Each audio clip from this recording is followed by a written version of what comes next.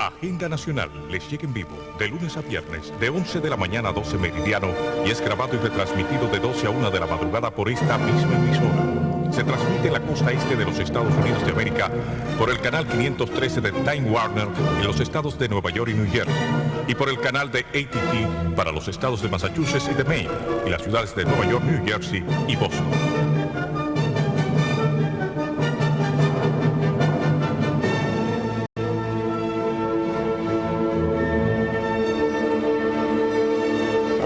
Dominicanos en todo el territorio de la República y en ultramar en la costa este de los Estados Unidos de América e igualmente a todos sus habitantes de habla hispana.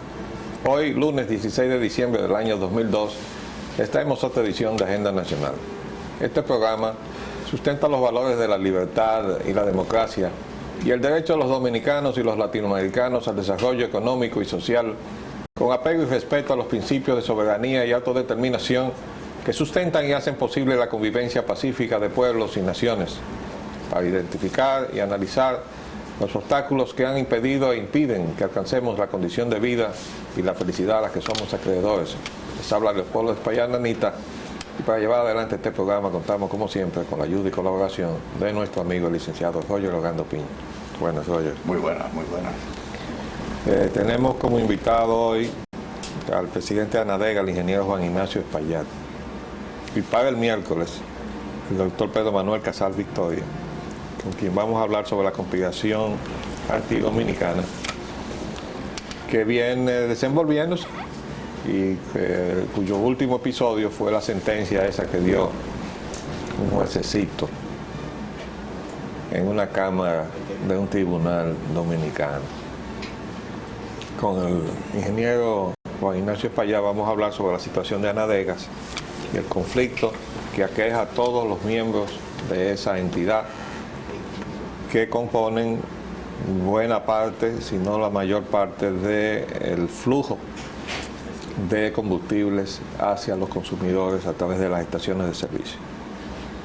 Vamos a ver. La delicada situación venezolana es nuestro primer tema ya de los aspectos de nuestra agenda.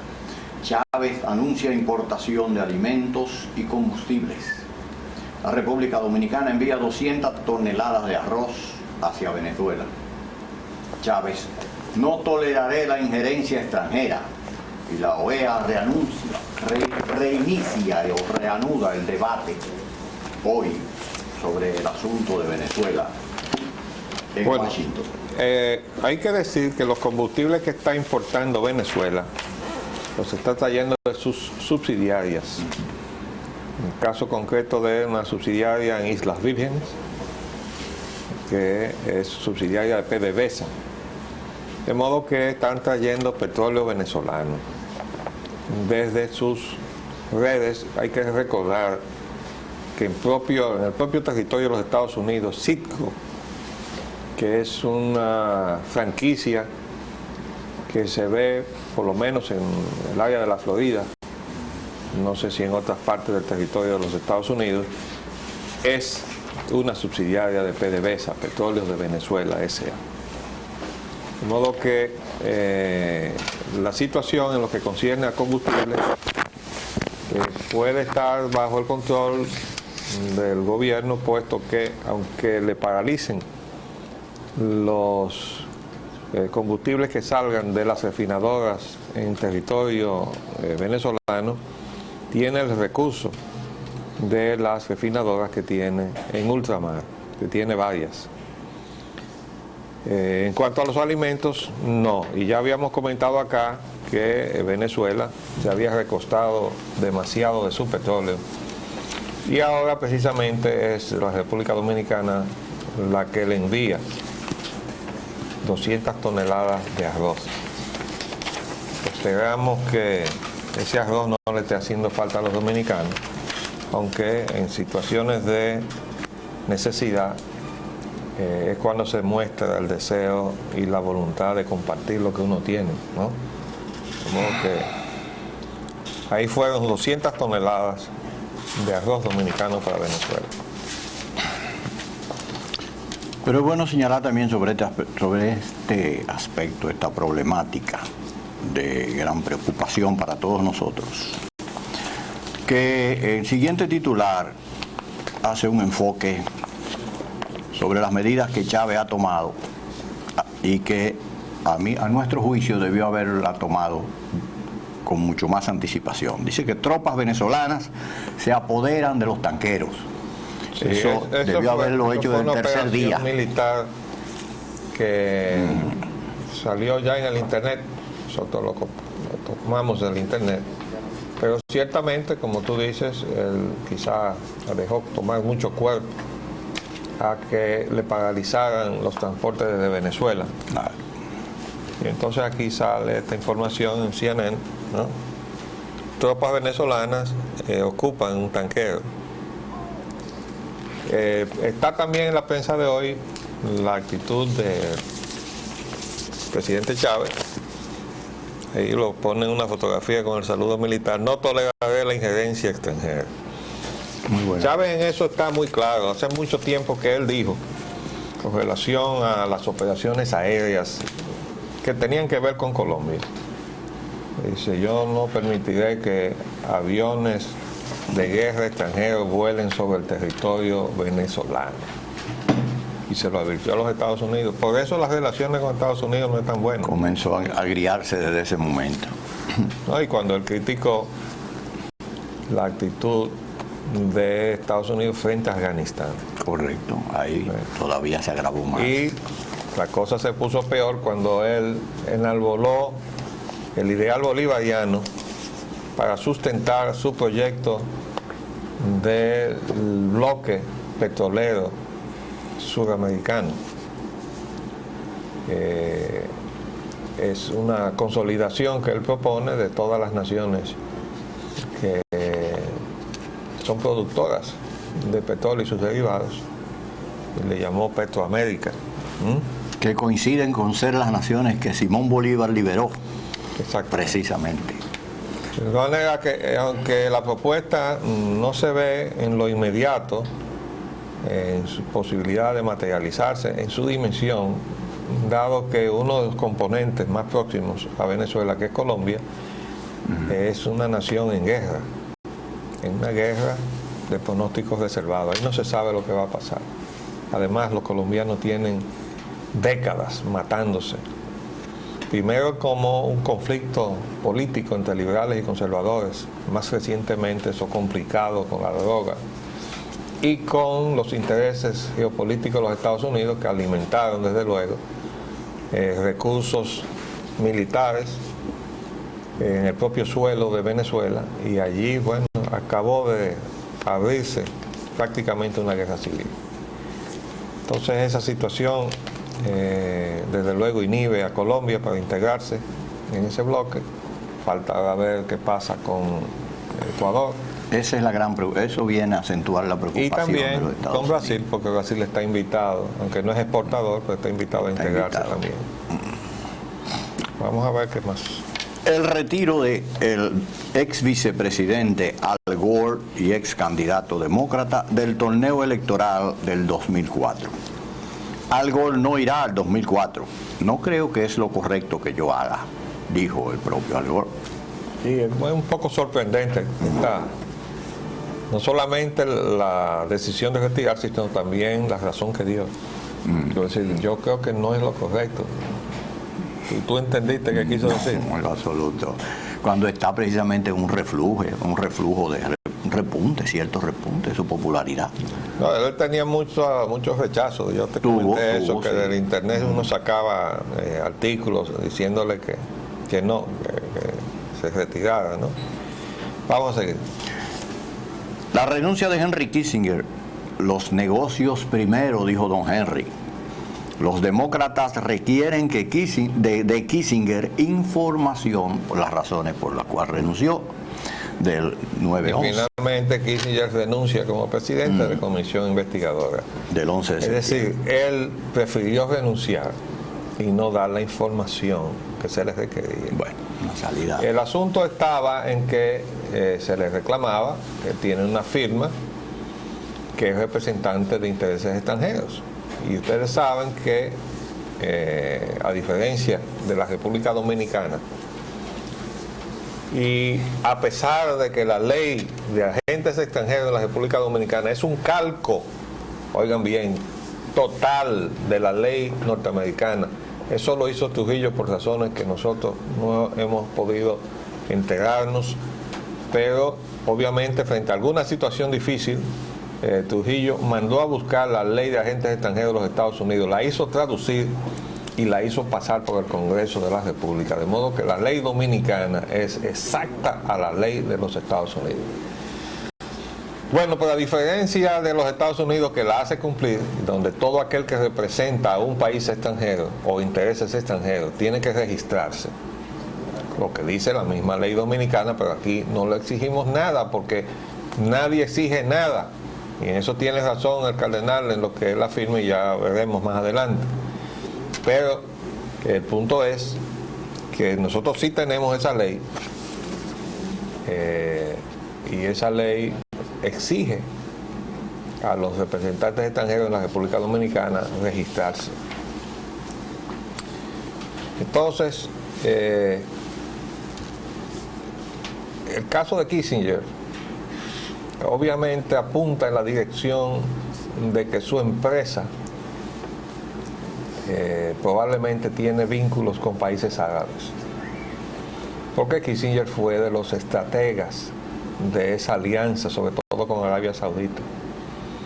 Mañana les traeré un libro que yo tengo ahí donde está la historia de, además de la crisis del petróleo en el 73, donde se le da ciertas acusaciones al gobierno de Nixon muy graves. Pero ahí está la fotografía de Nixon junto con Kissinger y el rey Fahd de Arabia Saudita en esa etapa de los amores, porque ahora hay como que hay un divorcio entre Estados Unidos y Arabia Saudita. Ahora hay divorcio. Porque no falta, hoy en la mañana todavía había un programa cuestionando que si Arabia Saudita era amigo o enemigo. Hay un empeño en colocarlo del lado de los enemigos y romper una amistad de muchísimos años. Bueno, ya ustedes han escuchado las explicaciones que hemos dado de por qué eso es así. Obviamente entonces Kissinger no quiso poner en evidencia la lista de sus clientes y prefirió renunciar. Bueno, yo creo que actuó bien. Sí, éticamente. Él actuó muy mal en toda su trayectoria como secretario de Estado, incluyendo la guerra de Vietnam. Pero en esta situación, quizás obligado por las demandas de los demócratas, hizo lo que tenía que hacer. Porque él tenía dos opciones: o entregaba la lista y se quedaba en el cargo, o no entregaba la lista y renunciaba al cargo. Él, por eso le titulamos aquí los negocios primero. Él decidió no entregar su lista, quedarse con su cliente y no estar en el cargo. Sí, que el cargo no se lo hubiera ratificado el Congreso, porque el cargo tenía que ser ratificado. También renunció un poco después de él, el segundo en esa comisión, después de Kissinger, que era el senador Mitchell, demócrata, George Mitchell, que había sido designado junto con él, porque los demócratas quieren mantener cierta distancia sobre esa investigación, puesto que el Congreso mismo ya ha concluido sobre ciertos aspectos que estaba llevando a cabo sobre esa investigación y rindió un informe preliminar, pero sigue investigando para profundizar más sobre ese aspecto. Por consecuencia, Mitchell parece que también entendió que había conflicto de intereses de aspecto partidario con la comisión y su posición que él mantiene siempre de adherencia con el bloque demócrata, desde luego, dentro del Congreso. Mitchell también participó en aquella comisión que logró la pacificación de Irlanda. Él fue el concertador y el elaborador del el acuerdo que se firmó entre el AIRA y el gobierno británico, también en otras comisiones. Un gran negociador. Bueno. Pues vamos a ver entonces lo que dice el cardenal. La voz del cardenal López Rodríguez. Carestía lleva al país a la desesperación. El alza del dólar, el desempleo y la falta de valores son, a su juicio, las principales causas que afectan la nación, donde nadie respeta nada. Oigan bien, ahí él sintetizó la situación de crisis que estamos atravesando, donde nadie respeta nada. comenzando por la Constitución de la República, que no se respeta. No se respetan las disposiciones legales, no se respeta absolutamente nada. El ordenamiento legal de la nación parece como un afiche pegado de una pared, donde usted si quiere lo lee y si no, no lo lee, pero no pasa de ahí. Entonces el cardenal tiene absolutamente razón cuando hace ese diagnóstico. Además, es cierto, el alza del dólar, que no es de ahora, es la razón por la cual los dominicanos comenzaron a emigrar de la República Dominicana hacia el exterior. Y ahí hemos perdido una fuerza laboral importante, hemos perdido mano de obra calificada. Por ejemplo, la industria de la construcción, que ahora se nutre de la mano de obra haitiana de manera ilegal, y violando el Código de Trabajo con la anuencia del secretario de Trabajo, que no ha hecho absolutamente nada frente al problema, y con la anuencia del secretario de Obras Públicas, que también está apañando el uso de esa mano de obra en las obras del Estado. Que es más grave todavía. Y, en fin, hay muchísimos responsables del irrespeto al ordenamiento legal de la nación, con una serie de problemas. Pero bien, y dice aquí él, la falta de valores. Definitivamente, yo creo que hay falta e inversión de valores. Aquí otro titular, con relación a las declaraciones del cardenal, dice: desesperanza se apodera de dominicanos. Es cierto, no hay esperanza en nuestro país, y entonces, acosado por premios económicos, más la falta de esperanza de que eso tenga solución, ha llevado a muchos dominicanos a irse del país. Eso es grave, muy grave. Pero la solución la tenemos nosotros los dominicanos, No nos lo van a traer los extranjeros. Vamos a ver. Secuestrando la esperanza, precisamente. Aumentan el precio del pan, la unidad costará 2 pesos. Los costos han subido. Sí, ese es otro regalo de Navidad. ¿Por qué? Consecuentemente con lo que se sabía, pero además inyectado por el hecho de que el asunto del pan es un monopolio permitido por la Suprema Corte de Justicia, porque advertida la Suprema Corte de Justicia con 2 instancias que se le presentaron muy a tiempo sobre los efectos que iba a tener la llamada capitalización, dijo que no, desestimó las 2 instancias, diciendo con eso que aquí no había monopolios y que la ley no iba a crear monopolios, porque fueron 2 instancias separadas, uno con respecto a la ley 141/97 y otra con respecto a sus efectos. ¿Por qué? Porque la Constitución prohíbe el monopolio en manos privadas. Pero se perfeccionó el monopolio para entregárselo a manos privadas, nacionales y extranjeras, que por cierto está en venta ahora el negocio, porque es así. Sabe Dios, hermano, de quién va a pasar ese monopolio que de acuerdo a la Constitución no debería existir en la República Dominicana. Pero los efectos están ahí. Aumenta el precio del pan, porque para acabar de perfeccionar el monopolio, ahí están metidos entonces la elaboración de la materia prima, que es el trigo, está metido también consolidado en el mismo bloque económico. No vamos a ver cómo vamos a salir si no afrontamos precisamente eso. Los riesgos de la anarquía de tránsito en Santo Domingo. Vuelco de patana en un elevado de la avenida Quinto Centenario. Cuidado con esa patana. Bueno, fíjense, esto no es que sea el primero que pasa, pero la verdad es que usted corre el riesgo de que usted vaya transitando por una vía y de repente le caiga una lluvia de madera arriba. Mire el vuelco de esa. O de cemento. Mire eso. Ese es en el puente. Bueno, la mitad de esa carga de madera cayó abajo, con la suerte de que no le cayó arriba a ningún automóvil, pero le pudo haber caído. Óigame, ¿qué es lo que está haciendo AMET, que es la responsable de que eso se cumpla? ¿Por qué? Bueno, mira aquí donde se ve parte de la madera allá abajo. Imagínese usted si eso le cae arriba a un vehículo. Pero ahí ha habido vuelcos, los elevados, de patanas y de vehículos que se suponen que no deben transitar por ahí. Entonces, ¿cómo es? Hubo el vuelco de un camión cisterna de combustible. Hasta un camión cisterna de combustible. Ay, Dios mío. Bueno. Los problemas de salud en República Dominicana respecto a Haití. Garantías de salubridad en República Dominicana dependen de Haití. Bueno, eso es sencillamente un absurdo. No depende de Haití, depende de nosotros. Si nosotros dejamos la frontera abierta y por ahí vienen los haitianos enfermos y vuelven a traer acá enfermedades que ya habíamos erradicado como la malaria, entonces el problema no es que depende de Haití. ¿Cómo van a poner un titular así? Mire, que los problemas de salud de nosotros dependen de Haití. No, depende de nosotros los dominicanos. Ahora, si lo que quisieron decir fue que nosotros estamos enfermándonos porque vienen los problemas de salud desde Haití, eso sí es verdad, pero ese título no es el que debía estar ahí.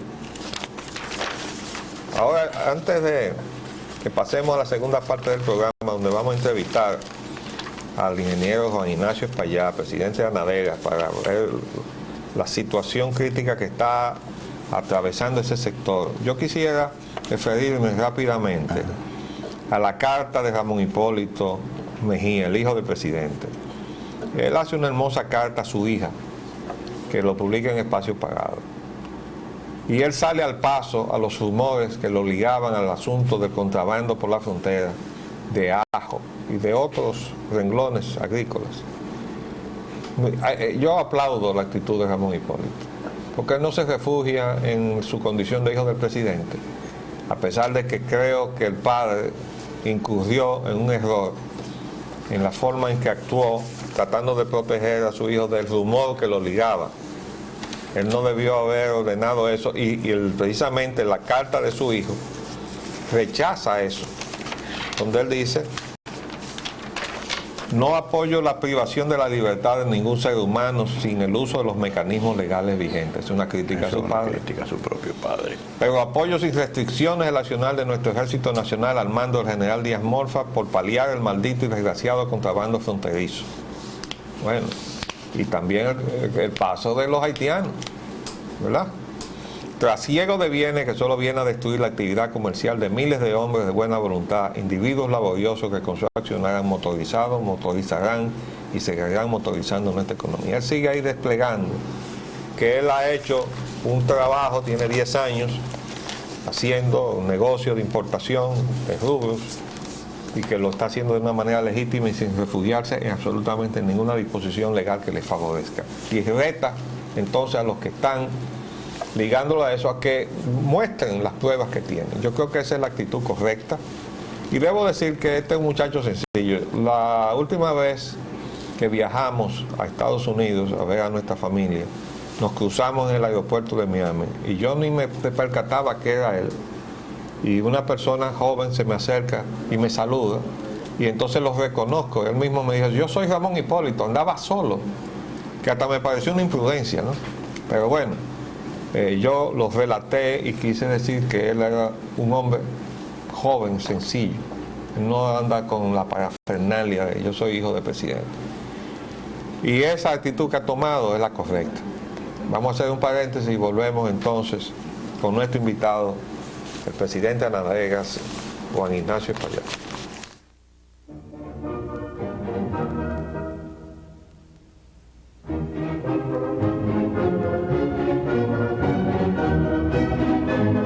Pues bien, tenemos acá entonces, como hemos dicho y anunciado, a nuestro amigo el ingeniero Juan Ignacio Espaillá, presidente de ANADEGA, para que conversemos sobre la situación que ha llevado a una confrontación con las autoridades gubernamentales en relación a la crisis que está atravesando el sector y la necesidad que tienen de ciertas soluciones.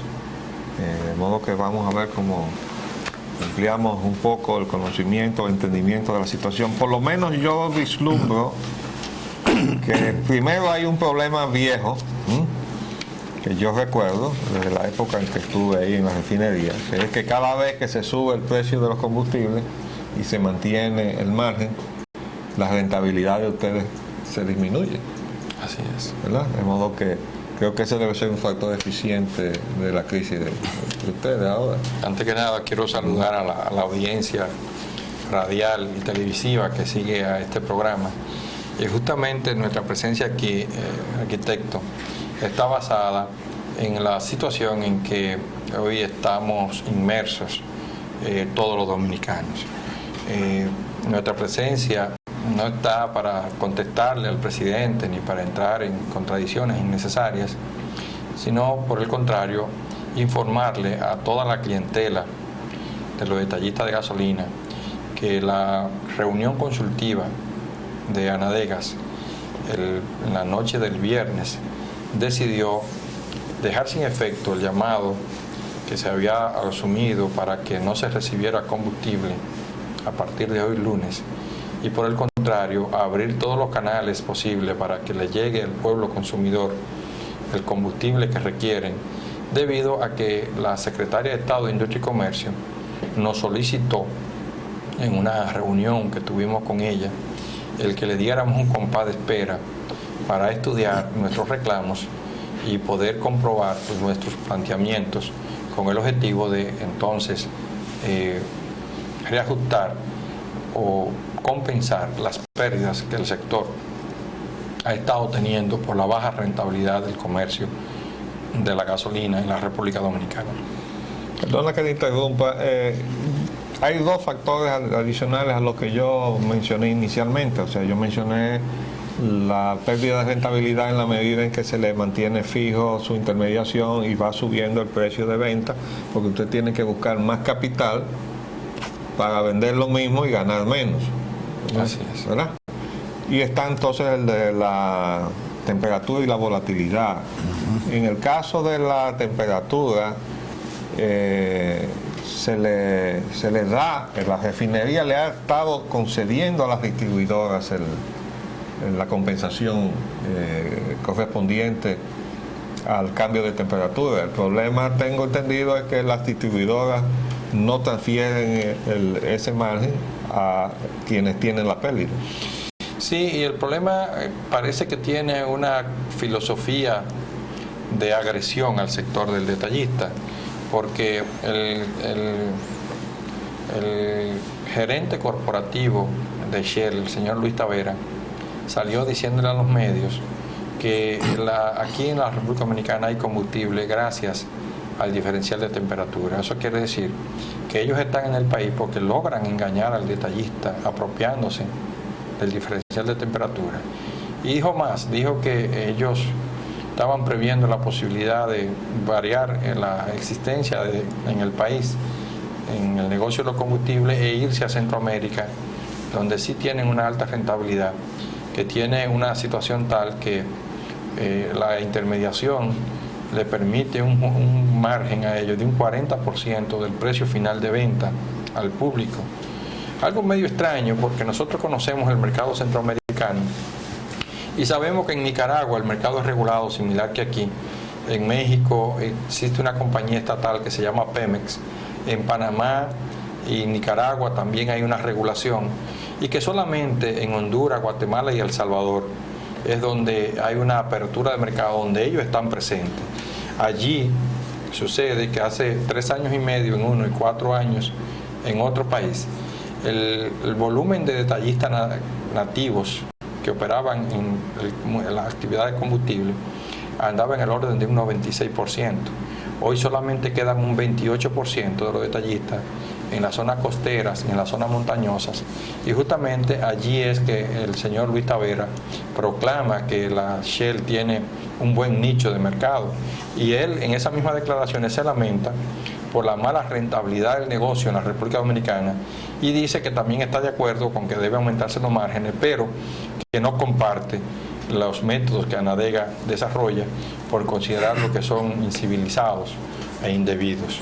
Yo creo que él lo que quiere justamente es completar sus objetivos de quebrar a los detallistas de gasolina y entonces apropiarse, como lo han hecho en Guatemala, Honduras y El Salvador, de los puntos de venta, para entonces imponer la misma regla del mercado que han hecho en esos países, donde el precio ahora se ve incrementado con unos márgenes de intermediación que suman una totalidad de un 40% y se sienten incómodos porque en República Dominicana los márgenes de intermediación andan en el orden de un 19.5% y ellos quisieran que aquí fuera un 40% también. Pero es que ellos tienen estación.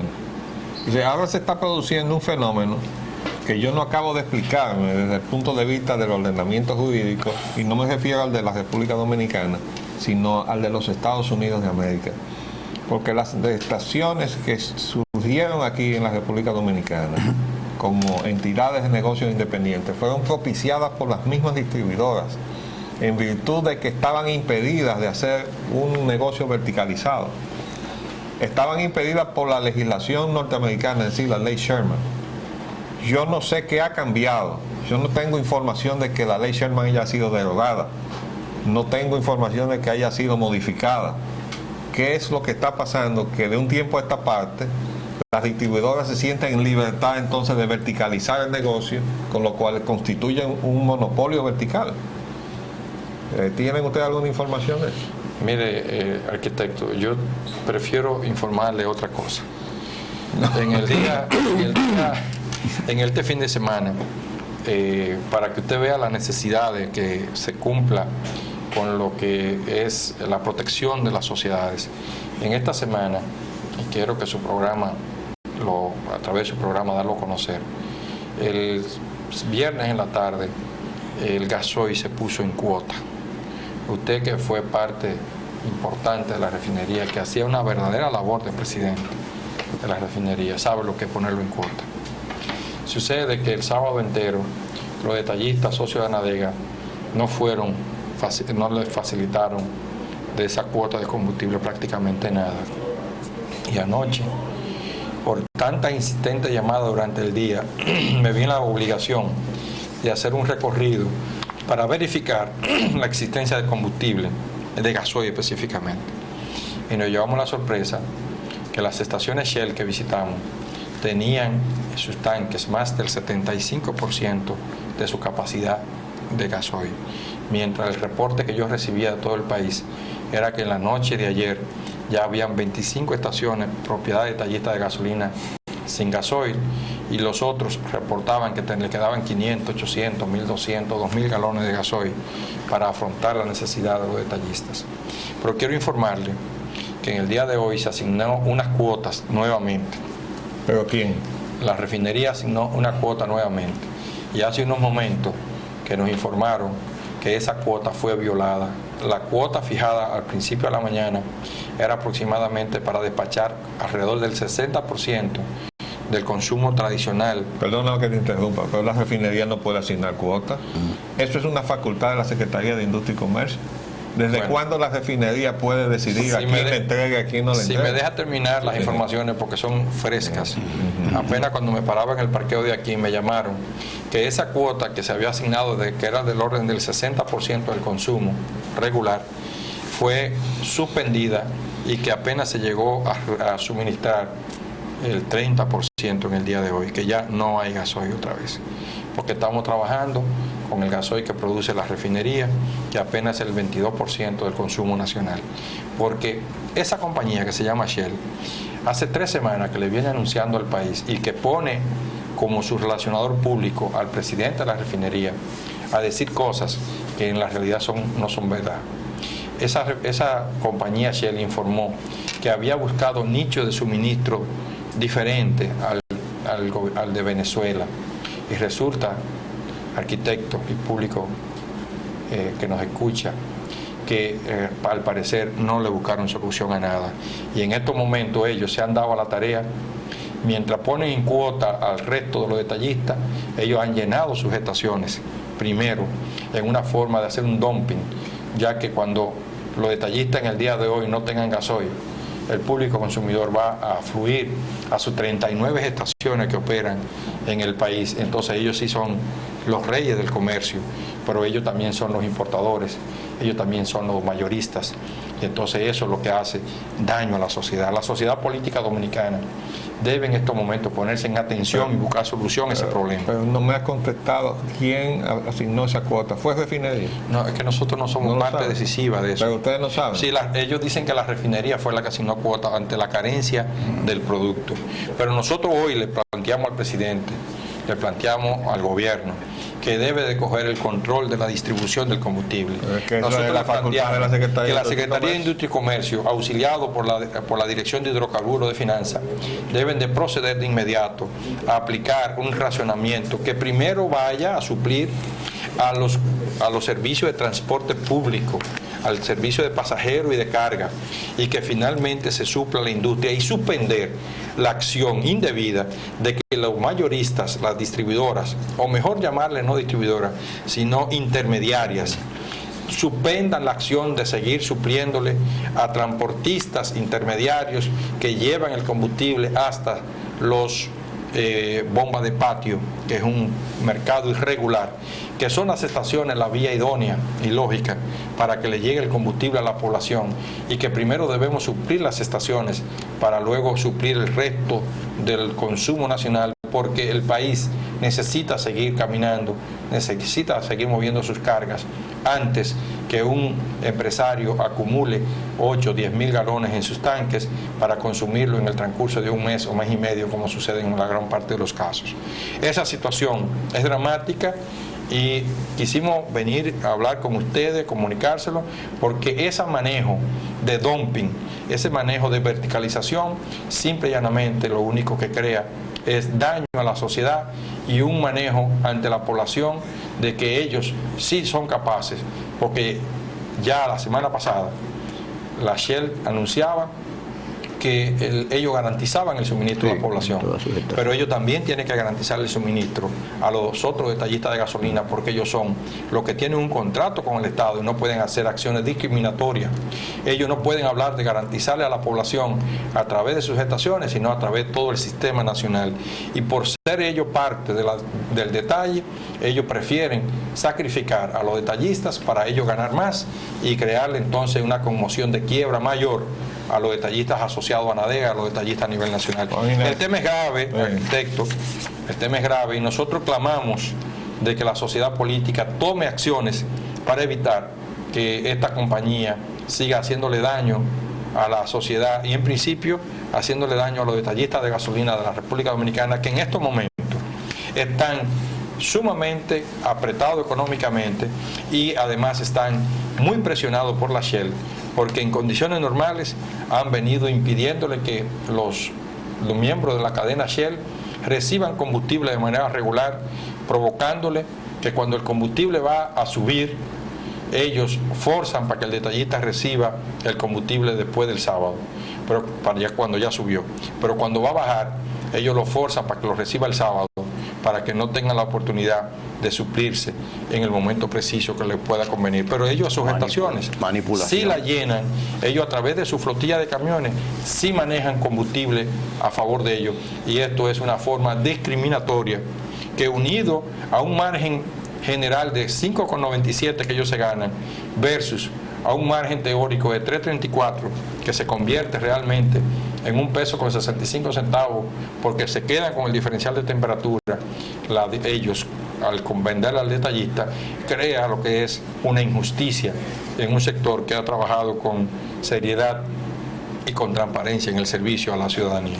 Tú sabes que nosotros comentamos aquí, Roger y yo, que el paso de ustedes de cerrar el suministro era un paso peligroso para ustedes, porque podía prestarse precisamente para que las empresas que están, y sobre todo la Shell, que está sentada en la refinería también, utilizara esa actitud de ustedes para desviar el combustible hacia sus estaciones, las estaciones que controlan las distribuidoras, y en ese paso estarían ustedes prácticamente suicidándose. O sea, nosotros lo vimos con preocupación. Yo creo que ustedes tienen que tener cuidado en eso, porque ellos pueden ahora argumentar que han dado ese paso de abastecer sus estaciones porque estaban frente a actitud de ustedes de retiro. Sabemos que en el fondo hay una conspiración para hacer desaparecer a los dueños independientes de estaciones, que son los que están agrupados y organizados en Anadega. De modo que yo creo que ustedes deben aprovechar este intercambio que van a tener con las autoridades para exigir que todas esas maniobras se eliminen, ¿verdad? Bueno, el Consejo Directivo está en sesión permanente. Yo espero que ustedes estén bien apertrechados de abogados. El Consejo Directivo está en sesión permanente. Conmigo aquí en el estudio me acompaña el vicepresidente nacional y presidente regional norte, ingeniero Abel Medina, y estamos en el local nuestro en este momento de manera continua siguiendo paso a paso los acontecimientos que se están dando frente a esta situación de irresponsabilidad de la Shell, de haberse comprometido a suplir el mercado nacional desde hace más de 21 días y dejar a la suerte al consumidor dominicano en no suplirle.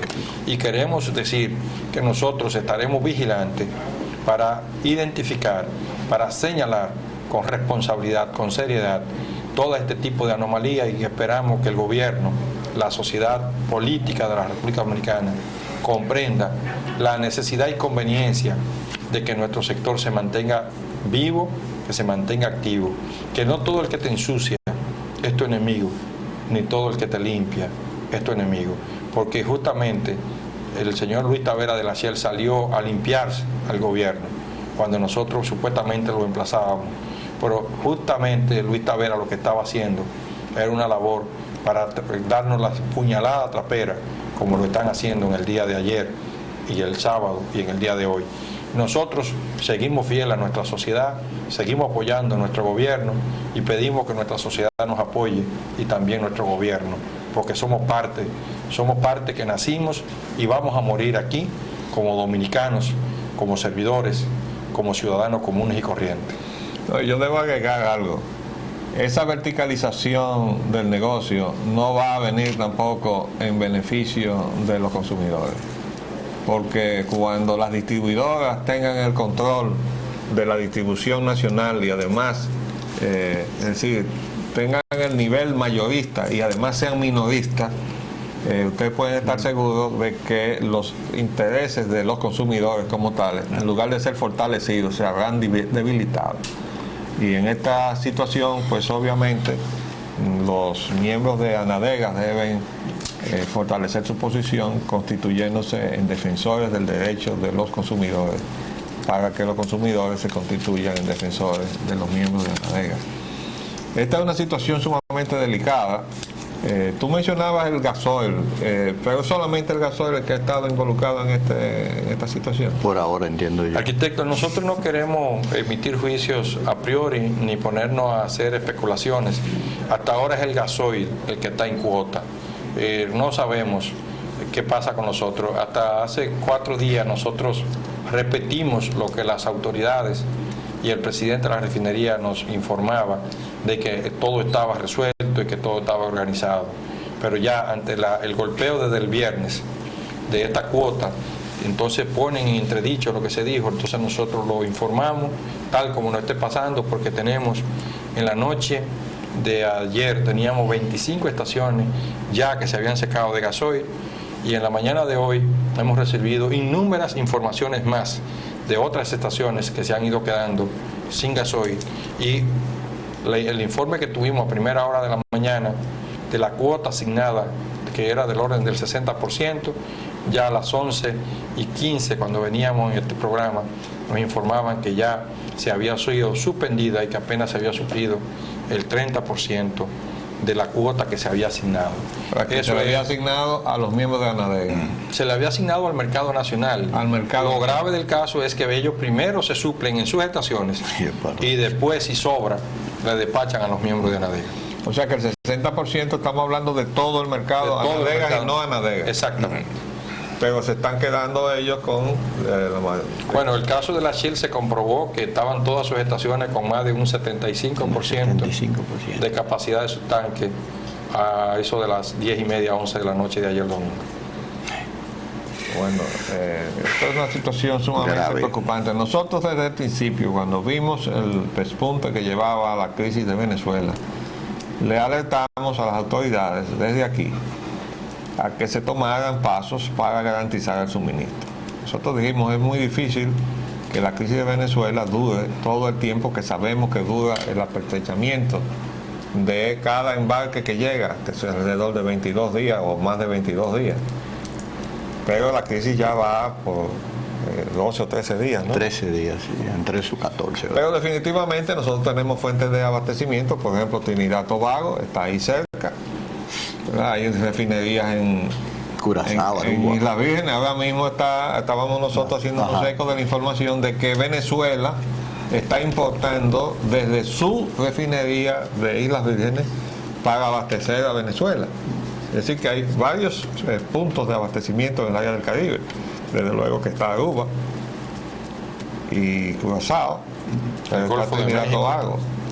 Está México y el Golfo de México. Ya el Golfo de México implicaría estar comprando a precios de los Estados Unidos. Yo diría que sería el último recurso porque estaríamos comprando el combustible más caro.